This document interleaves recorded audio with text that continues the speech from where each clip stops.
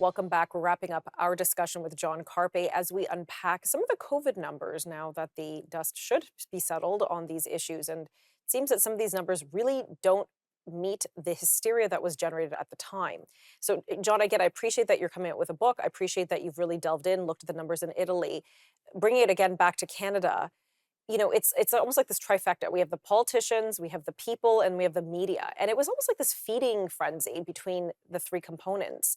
Uh, I, would love to blame government for many of our errors in society, but a lot of people, a lot of Canadians demanded some of these measures, but they received their information from the media. It was almost like what did it take? Was that an actual cycle, and what would it take to break something like that? How do we avoid that going forward? I think the biggest culprit were the media because they are paid and they have a moral responsibility. They have an ethical duty to report fairly and objectively about facts and reality. And part of that is to ask challenging questions. So, for example, when the politicians and the chief medical officer said there is no cure for COVID other than lockdowns, and hydroxychloroquine, ivermectin are absolutely useless. It's fine for a politician to make that claim, but then the media should investigate. And when the media reported on ivermectin, it was completely one-sided that this is horse paste and anybody taking it's an idiot, and everybody already knows that it's useless. There was no effort to reach out to people who had taken ivermectin who felt better. There are plenty of doctors and other scientists who can talk about ivermectin. It was invented in the 70s for people. It was, decades later, they started to use it for horses as well. But it's just zero objectivity. It was very one-sided. And the same with the PCR testing. The information was there that this detects the presence of a viral remnant in your body, but doesn't tell you if you're sick. It doesn't tell you if you're contagious.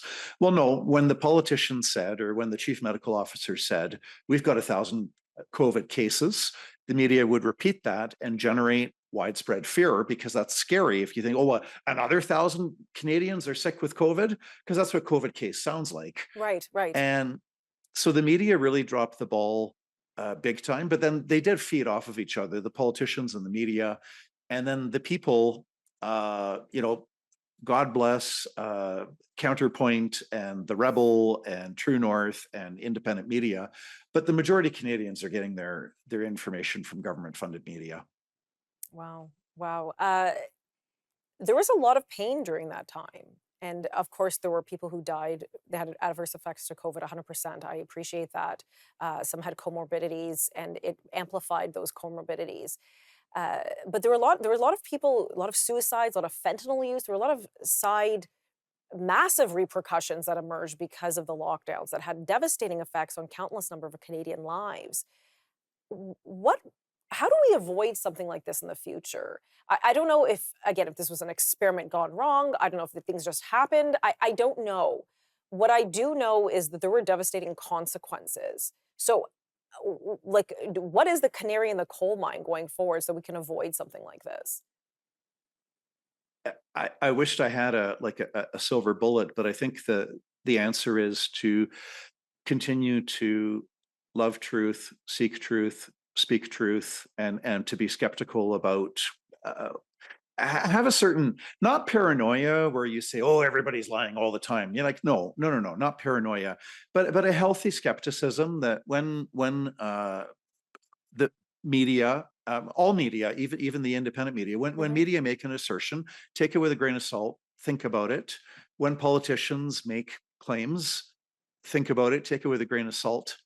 And this is what didn't happen. I mean, the governments didn't even bother to identify, measure, monitor all the lockdown harms, which they were required to do by Canada's constitution.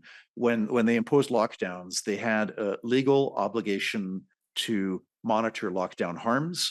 And there's not a single government in Canada that imposed lockdowns that made a deliberate, concerted effort to measure all the harms, mental health harms, Right. suicide, unemployment, poverty. So that too was a tragedy from that time period. Absolutely. Well, John, thank you again so much for shedding light on these numbers and presenting the facts. Quite compelling. Again, I look forward to when your book comes out. We'll have to have you back on. Thank you. Have a great rest of the day.